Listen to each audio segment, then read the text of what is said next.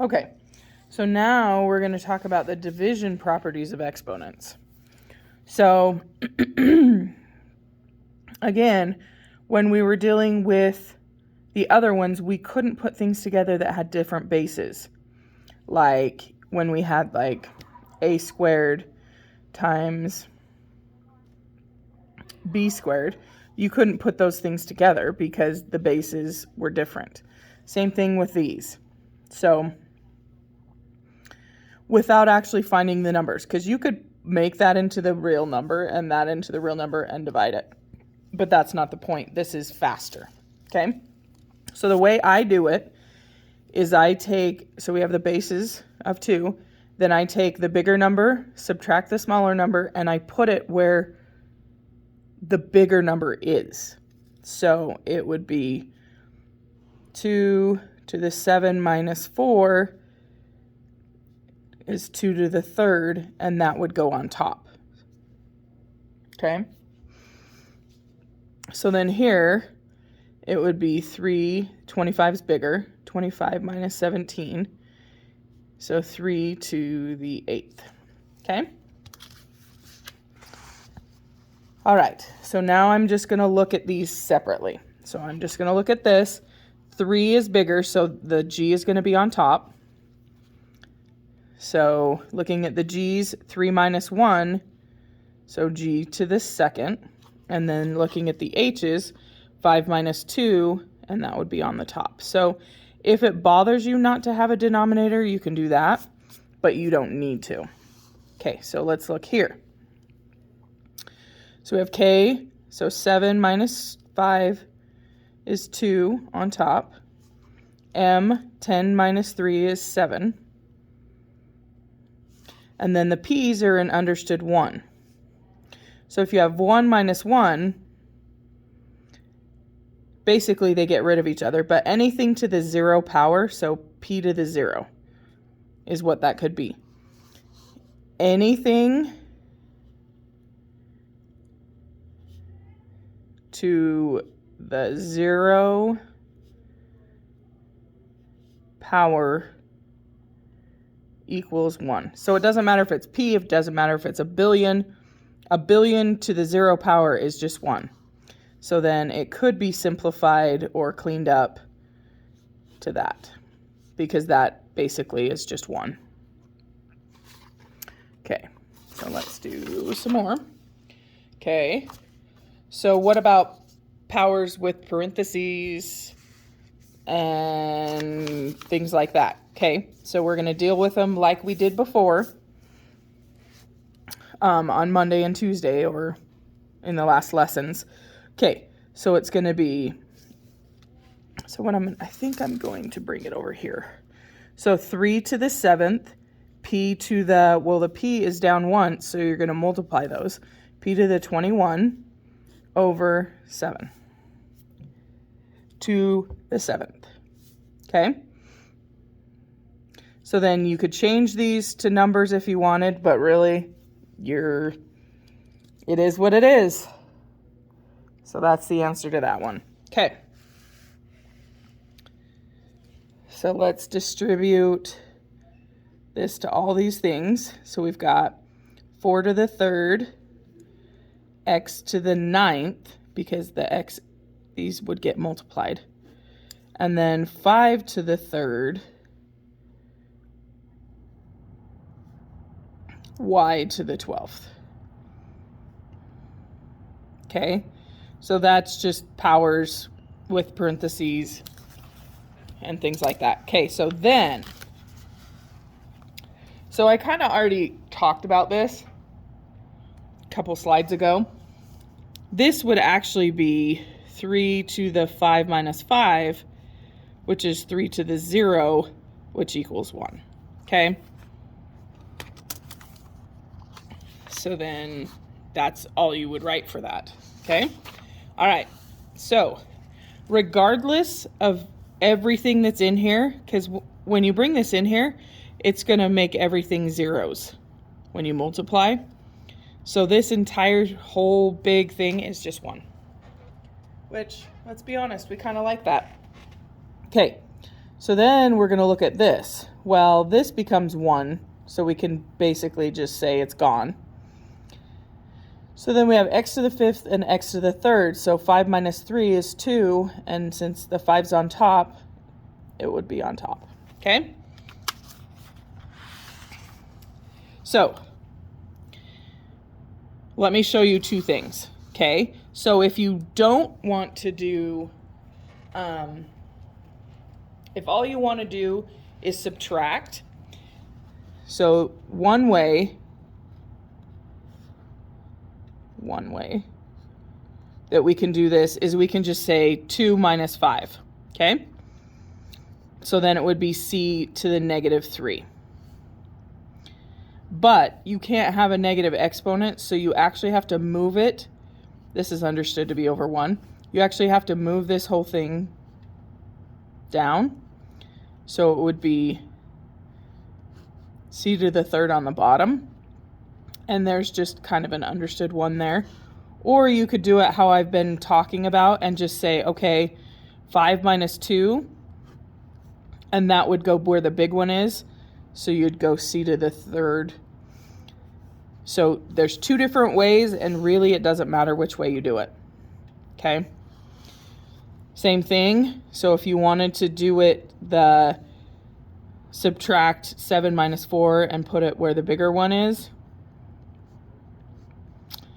it would just be 6 to the 3rd on the bottom, and then you have to fill that in. Or you could do 6 to the 4 minus 7, which is 6 to the negative 3rd. So that can't be on top. So we got to put it on the bottom. So 1 over 6 to the 3rd. Same exact answer, just 2 different ways depending on how it makes more sense to you. Okay? All right. So then when you have things that are already written with negative exponents, you cannot have negative exponents. So I like to call it the magic bar. And regardless of where the negative is, once you move it either up or down, it's like it grabs that negative. So if I'm taking these each one piece at a time, this one needs to move down. So n, and then it just loses the negative, okay? The p is fine where it is because there's no negative. And then this one needs to go up. So it's r to the 2nd. So then that's the answer, okay? All right. Then there's a few other ways you can do these things. I like to just move everything that's negative and then deal with it after I've moved it. So, and just a heads up, this does not mean that it needs to be moved. It needs to be a negative exponent that means it moves. So we're starting at the top. So this one needs, this one needs to move down and this one needs to move up. Okay. So we have 5. Then we have T4 because that one's still up there. Then this is a negative 20. R2, T7. So let's write the ones that needed moved. So r to the 3rd moved down. And hold on 1 second.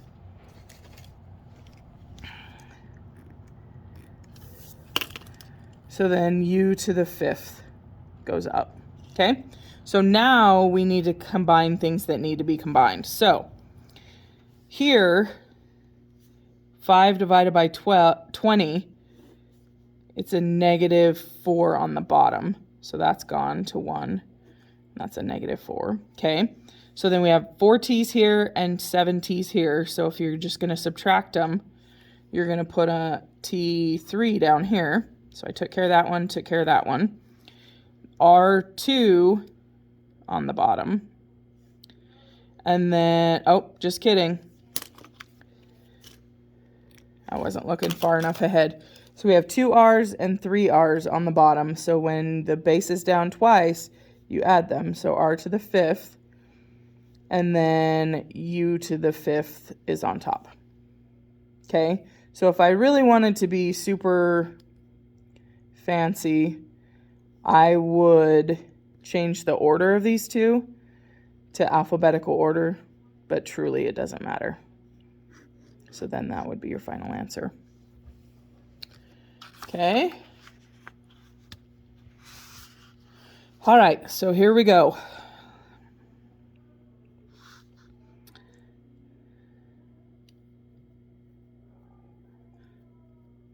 Okay, so let's do it where we don't move them and we just deal with them first and then move if they're still negative, okay?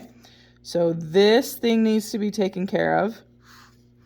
So that's going to be, let's do equals here. Okay, so that's going to be 1/5. Okay, so then when I deal with these, be careful, watch this carefully. So a2 minus a -3. So a2 minus a -3. Then we have b3 minus a -1. C, -5 minus a -4. Okay, so let's clean that up. So 1/5. Then 2 minus a -3 is actually plus, so it's 5. B3 plus 1 is 4. And then C, -5 plus 4 is going to be a -1. So then that one has to move. So as you can see from numerous ones that I've done, there are many ways to do this. You just have to figure out what works for you. So then let's clean this up. So it's really not necessary to put the 1.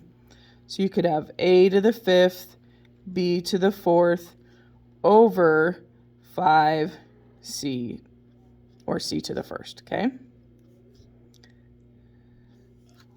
So that would be your final answer. All right.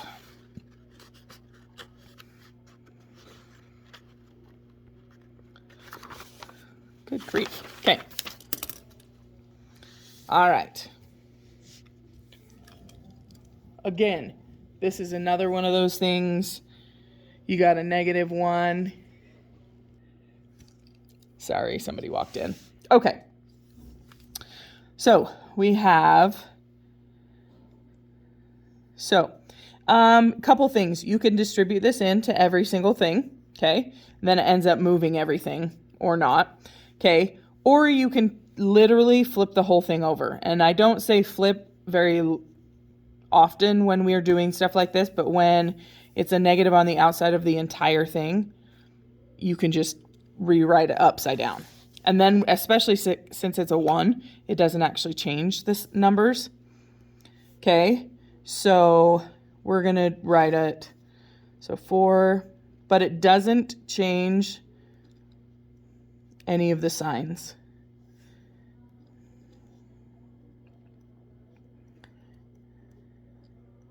Okay, so now we're just going to deal with the little pieces. So 10 and 4 can both be reduced by 2. So 5 and 2. So 5, 2. Then let's look at our A's. So 3 minus a -2 is plus. So it's a 5. So that's taken care of. Then B, 3 minus 2 is 1, but it needs to go on the bottom. And then C, 7 minus 5 is 2. And it needs to go on top. So that is the answer. All right, so then there's your assignment. And go ahead and skip 18.